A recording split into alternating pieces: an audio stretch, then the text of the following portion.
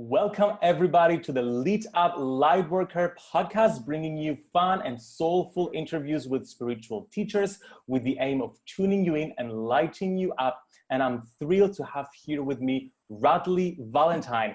Radleigh Valentine is an internationally known speaker, author, spiritual intuitive, radio show host, and a recovering certified public accountant. After leaving the corporate world, Radleigh became recognized internationally as the author of best-selling tarot decks, The Big Book of Angel Tarot, How to Be Your Own Genie, and his latest book, Compendium of Magical Things. His Hay House radio show, Magical Things with Radleigh Valentine, is a mixture of teaching through laughter and poignant readings for listeners. His very popular video show, Ask Rad, streams on Facebook and Instagram simultaneously each week. Radleigh, welcome to the Lit Up Lightworker Podcast. Hi, George. It is so excited to have you here, and it's so excited to chuckle and laugh with you again, this time online. It's been too long. It's been almost a year, actually, since the last time I saw you at the Angel World Summit in Bristol, actually. Right. But so good to be catching up online this time. So let's just go into this beautiful book, which I've loved reading. My 15-year-old self rejoiced reading this, especially. I'm going to get to that a little bit later, but I want to start from the story behind doing all this work. Now, your journey of discovering your magic, it's just so relatable for people because you've started off as an accountant, hiding your intuition and staying in the spiritual closet until eventually taking the leap of faith and becoming a spiritual teacher. And there's just so many people right now in this situation who are just scared to make the leap. What would your advice be to those people? Well, and this is the CPA that does still live in this side of my head, but plan. I can't, because I think that what happens is that people think, oh, I'll just take this leap of faith and I'll just jump. And law of attraction says that if you truly have faith, if you truly believe, the universe will catch you and it'll be okay. But the catchword in there is truly, not just consciously, but also subconsciously. And so I think it's really, really important to plan. And I think it's also really, really important to understand what is it that you are wanting to accomplish. I mean, are you wanting to turn this into a full-time job that supports you? Because that takes plan. And it also takes a lot of hard work. People don't understand. They think that being self-employed will be easy and it's, oh, this will be great and I'll have no boss and blah, blah, blah. But being self-employed is a ton of work. It is very hard. I work 7 days a week. I rarely take a day off.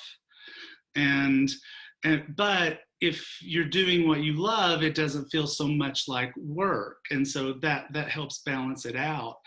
I think the other thing that is critical that when I bring up, people just go, blah, is that this is 2019 and you cannot be in this business if you do not understand how to promote yourself.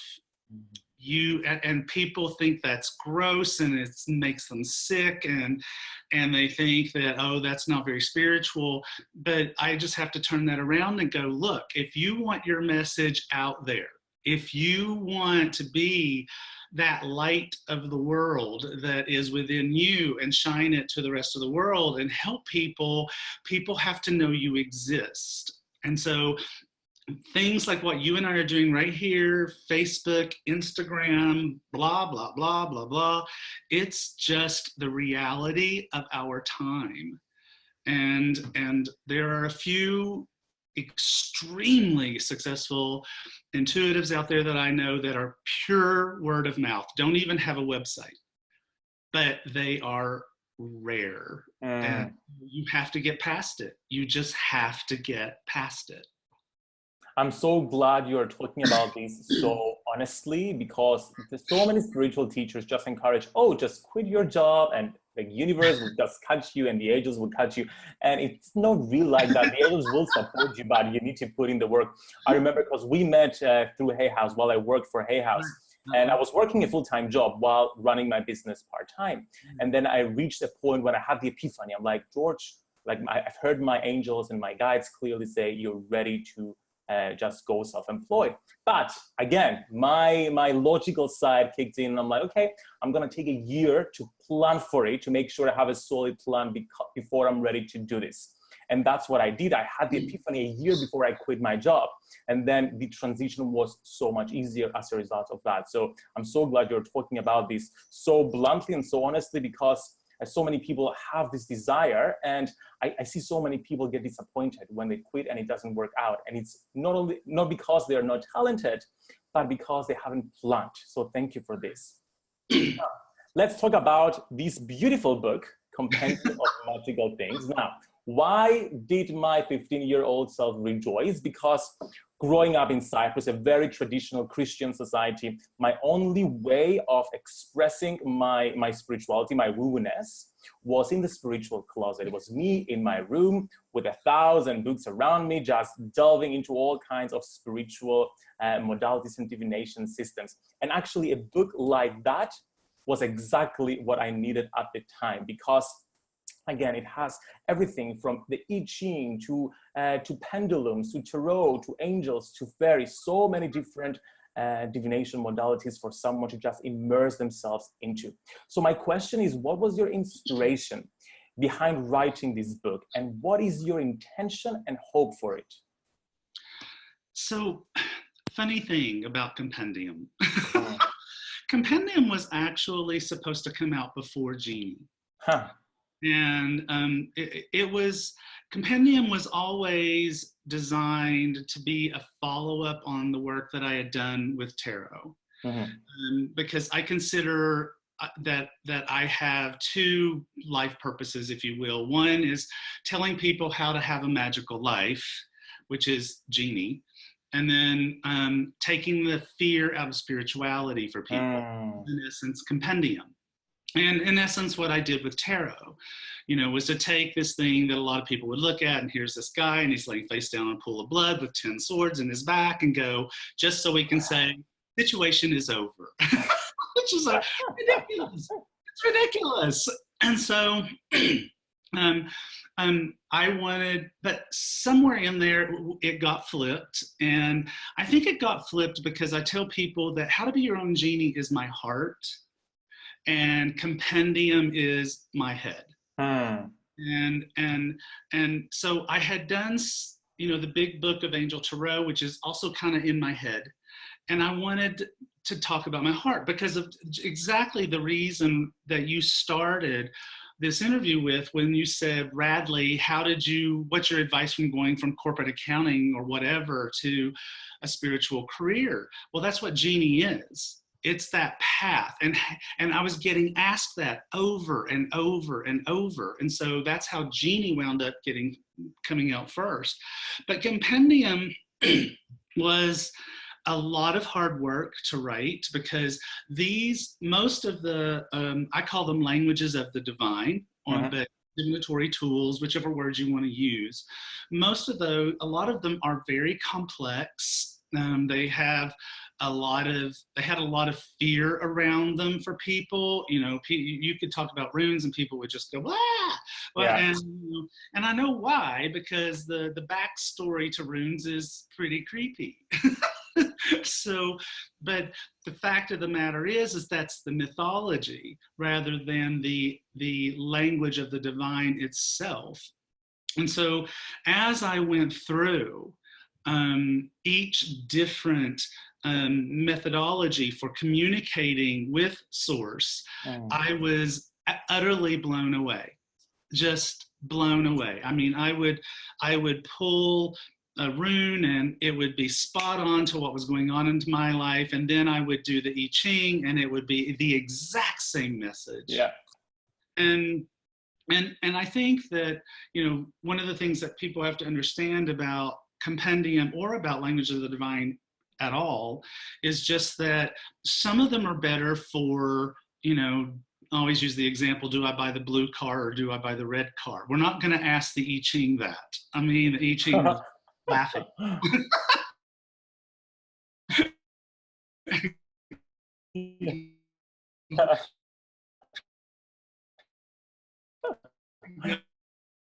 Don't bother, right? But if you have something existential going on in your life, I mean, literally that whole question of, am I going to make a huge transformation in my life, whatever that is, the I Ching will blow your mind. You know? And making the I Ching easy and taking the fear out of it, because I don't think I Ching was fear. I Ching was intimidation. Yes. But it's a huge book, so many different messages. It gets confusing. It's a whole thing. It is. Yeah. It gave me a headache. I say that in the book. It literally gave me a headache. But that's what the book is all about. It's like letting people have this opportunity. I call it Compendium a buffet. Yeah. It's like, here are all these different ways of talking to the divine. Try them. Something's gonna light you up. You know, and whichever one that is, that's great. And then if you want to go down the rabbit hole for all of the way more complexities and the mythologies and stuff like that, then great. But you don't have to. It's a great way to just start on using divination tools and just see what interests you, and so you can delve into more. So Absolutely. Of course, there is a chapter here on tarot and oracle cards, because you've authored several card decks, you've authored a book on tarot and online courses. Now, I was always curious, why do you consider tarot to be so important and so valuable? What was your interest? Why, out of all these various divination tools, why did you focus on tarot? Well, I mean, there's a very specific reason, and then there's another reason. But the specific reason is that when I was your age, yeah. and really, really wanting to focus on my spirituality, I turned to angels. That's where I went. Okay. And where I lived was in the Southeast United States, and there just wasn't a lot of people in Knoxville, Tennessee, teaching people how to talk to angels or anything else for that matter. And so but there was the internet. Yes. And so I found teachers online, and one of them was, her name was Carla, and she was the first person to teach me about angels, but she also loved tarot. Mm-hmm. And so it almost was like, it just came together, because she taught one, she also taught the other. So I very quickly fell in love with the tarot. And that was also part of what was so powerful about writing Compendium for me, because it really made me look at these other methods and go, okay, Radleigh, there's all this other stuff too. You know, it doesn't mean that I'm going to start teaching a class on the I Ching tomorrow. I still am in love with my tarot. Yes. That's the specific reason why it happened, but also it's a love affair. It's just a love affair. And I have 6 decks so far, and I'm working on 2 more. Oh, that's exciting. I'm so glad to hear that. I'm sure everybody listening will be excited as well. I guess some things are just part of us. Like, as you said, like favorite color, preferences, it's just something we're born with, which is a great way to look at it. So people reading the book will maybe have like a light turn on as soon as they reach on a subject that really interests them and it really resonates in them like that. Right. So what I love about your decks is that they're stripped of all negative symbolism, negative connotations, like I don't see the death card, there is no tower. It's all very toned down in a very beautiful, positive way. And that's why I use the cards so much. Now, I want to tie this topic with the disempowering, fortune-telling kind of way that people tend to use tarot cards and other divination systems. So here in Cyprus, for example, the culture is people read the coffee cup. So we have Oh, this free coffee. So they read the coffee cup. And I remember as a kid just going to my grandma for the summer and staying over, and then her neighbors would come and they would read the cup. And it always ended with doom, like people dying, like sickness, all this kind of stuff. So that scared me in the beginning. And many people still, up to this very day, I go to like mind, body, spirit shows here in Cyprus, and all the tarot readers, they just give these empowering readings and predictions. And what I love about your work, your teachings, your courses, it's all about guidance, it's all about empowering. So my question is, what is, in your opinion, the true purpose of tarot and divination systems? I think it's so that we can have a magical life. I mean, I honestly think that any method you want to choose to reach out to the divine is meant to help you along your path of whatever your life purpose is, of whatever your soul is desiring. It will just always be. Well, let me back up and say it this way. Angels are messengers of God. Why would you not talk to the messenger of God? Amen. Why would you not do that? I mean, why? You've got this legion of adoring fans called angels who think we are the most beautiful little cutie pies ever. And all they want to do is love on us and guide us and help us. And so why would you not take advantage? Why would you not want to do that?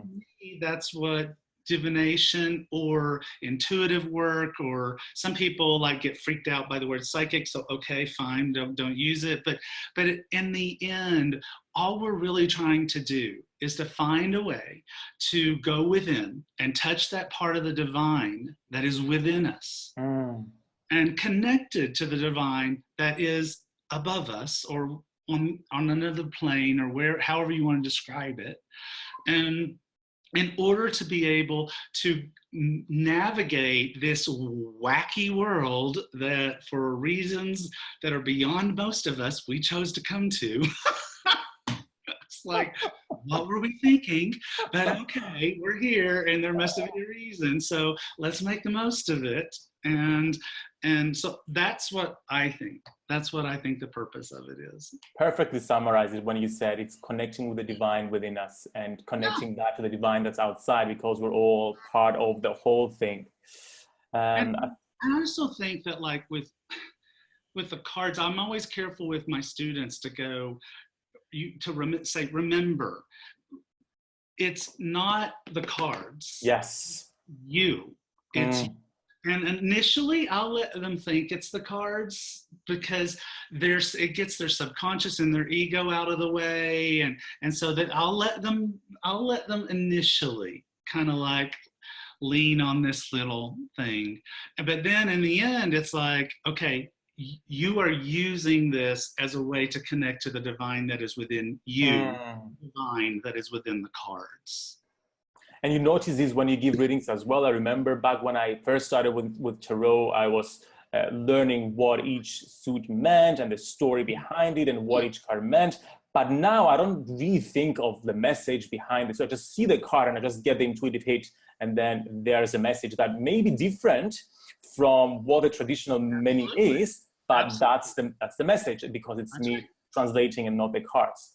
Wonderful way to bring the power into us. Now, speaking of psychics and spiritual teachers, I want to talk a little bit about the idolization of psychics and spiritual teachers that, to me, it feels to be very prevalent right now in the spiritual community. And a question that has been coming up a lot is whether we're all born psychic or not, or intuitive, whatever you want to call it. So what is your perspective on this? Can anyone do this, or are there just certain group of people that hold the magic? No, there's not just, you know, I used to tell people that anyone can play the piano, but not everyone is a concert pianist. But yes. I've actually sort of, pardon the pun, changed my tune on that one. Because I think again, we're back to practice, practice, practice. Yeah. I think anyone can learn to play the piano, and anyone can be a concert pianist. It's a matter of how much are you going to put into it. And I do think that we are born these little magical, with our intuition turned way up, and as we grow up, either we do it ourselves, or our parents or other people around us turn the volume down. And so, you know, for varying reasons, you know, we get to a place in our life where we're like, you know, I can only barely hear that song anymore, and I want to hear it again. And that's when we start to turn the volume back up.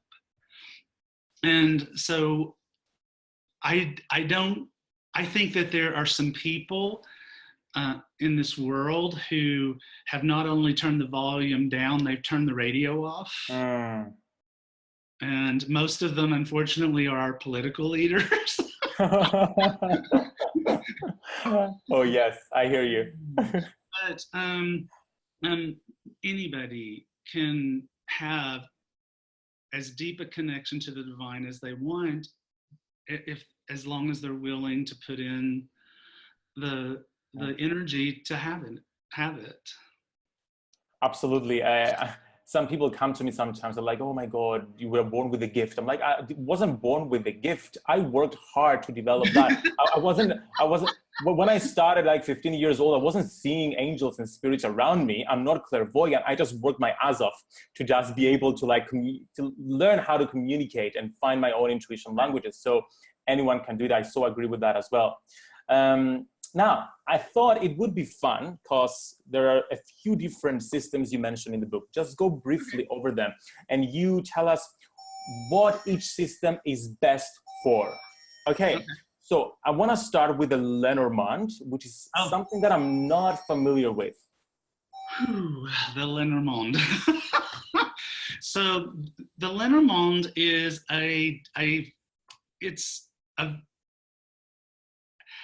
the people who are into the Lenormand say it's easier than tarot. I disagree. I think it's more complicated than tarot. It's a series of cards where each card has a whole bunch of different meanings. Some of them make sense and are congruent to one another, and then they'll just throw one in out of left field. That's like, where did that come from? It's like reading tarot cards, but you're reading like in a sentence. The cards are laid out and you're reading like a sentence. So if you fall in love with the Lenormand, you have got a lot of memorization to do. A lot more than tarot, especially my tarot decks, which have words on them, as opposed to traditional ones that don't. Because in Lenormand, not only do you have to memorize each card's meanings and the varied meanings, you have to memorize the meaning of the position of the card, and each card has a home position, and you have to memorize that home position too. And so it acts a little bit like tarot meets the houses of astrology. Wow, it sounds complicated. And some people, the people who love it, and I'm sure that they, again, can play it like a concert piano. But it was one of the ones where I was like, meh. Yeah. Yeah, not going to do that one. I think we're just so used to the tarot. That's why I recently discovered a new card divination system. It's a Turkish system. It's called the Deste, used by the witches of Smyrna. And it's, I was trying to learn it as well. It's kind of similar that you have to memorize a position. And if this card is next to this card, it means something different. It's fascinating to see, how different cultures conceive the divine and created these different systems. Okay, let's move into the runes. What can runes be used for? Runes can be used for just about anything. I think that I think that like a pendulum is better for this or that. yes or no. I think the pendulum is really great for those kinds of questions, and deeper questions too. I mean, you can use the pendulum for deeper questions, but runes have, they're like a deeper level. So you can absolutely pull a rune of the day the same as you pull a card of the day, and it will give you very valuable information. But you can also ask the runes, it's like, okay, should I exit my relationship? Should I quit my job and move back to Greece? I mean, you can ask it those deeper questions, and it will give you very meaningful answers. So, yeah, I love runes. I think they're super cool. I don't use them all that much because my world is so immersed in tarot, Yes. and my job is immersed in tarot. So it's kind of like, so same kind of thing here. I've never really got into them, but when I try them, I love them. So maybe next project for me.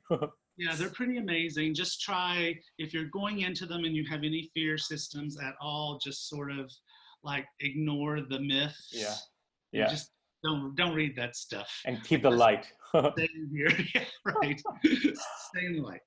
Okay, we talked about the pendulum, which is yes or no mostly. And how about, yes. And finding things. And finding things, like with maps or just using it as a dowsing tool. Well, yeah, you can just use it to go, okay, are my keys in the living room? Yes or no? Yes. Are my keys in the dining room? Yes or no? Yeah. I love it. It's sort of, usually I see your angel answers card deck as kind of like similar to the pendulum. Yes or no, quickly. It does have aspects to it. And that's coming back out in November in a new, updated, and better edition. So I'm excited about that. Excited, okay. Let's talk about the I Ching now. The three Chinese coins. That's what I remember from my childhood, like trying the I Ching. Is that the only way it can be used? You need the coins. I mean, most people just use pennies or any kind of coin that has has two different sides. Yes. You can use whatever you want. The I Ching is deep. I mean, it is really, really deep. I mean, this is for truly big life. I mean, I'm sure that you could try to, it seems like a waste to me to go to the I Ching for something that is not significant, because it is going to give you incredible information. And the I Ching, every time I tried it, what I would find myself, okay, I'm going to have to go for a walk. I'm going to have to journal. I'm going to have to process this. I'm going to have to go back to it and read it again and again, because it is truly deep. And it is one of the most ancient of the divinatory systems. And so it's had thousands of years to develop, to grow itself as a divinatory tool. And so it's amazing. I really like the I Ching, but again, it's not something you just pull out for. Yeah, it is so deep, and it has connections with so many other systems as well. I remember I learned about it while studying Feng Shui, which is part of the different areas of the Bagua. They have the Qing symbols. So there's so many other tools people can read in the book. There's a chapter on angels, fairies. We have astrology, numerology, meditation, mantras, which are all fabulous. Now, Radleigh, you've included so many different tools here. What is your advice to someone just starting out using divination tools? What tools should they start with? And what are some tips to ensure they start right? Okay. So, first of all, they can start here. If they want to, they can start here. And if you do start here, read it in order. Don't jump around, don't pop around. But unless you just feel guided to, and I'll always tell you to follow your guidance, but it's written in an order on purpose. So, but the other thing that I would tell someone who wanted to like try to figure out what language of the divine is best for them is if you have the opportunity, go into a brick and mortar bookstore, a metaphysical bookstore. and just walk around. And I mean, what makes your heart jump in a positive way? I mean, what do you walk up to and go, ooh, what is this? You know, it's, you know, pendulums used to be these very simple, boring little things, and now they're gorgeous. You know, it's like, I was in a metaphysical bookstore doing a talk last December, and there was a pendulum that just screamed at me from across the store, and I was like, what is that? I must have, you know. and so, you know, try to put yourself, you know, in that buffet style environment. If you can, walk around, pick up books, pick up stuff, you know, and see how it feels in your hands. Do angel oracle cards feel like, oh, this feels good to me? Or do fairy oracle cards feel good? Or does the tarot feel good? Or do, you know, are you led to these runes and these symbols call to you in almost like this past life kind of way, you know? Just listen to your intuition.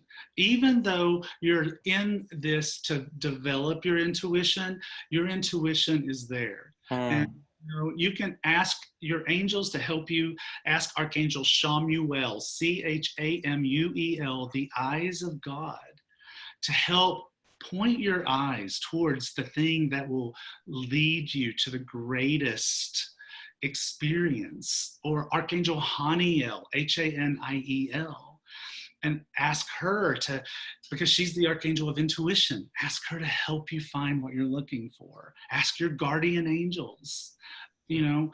But if you can put yourself in that experience, it's so much more poignant. It's so much more moving than to go onto Google or Etsy and go runes.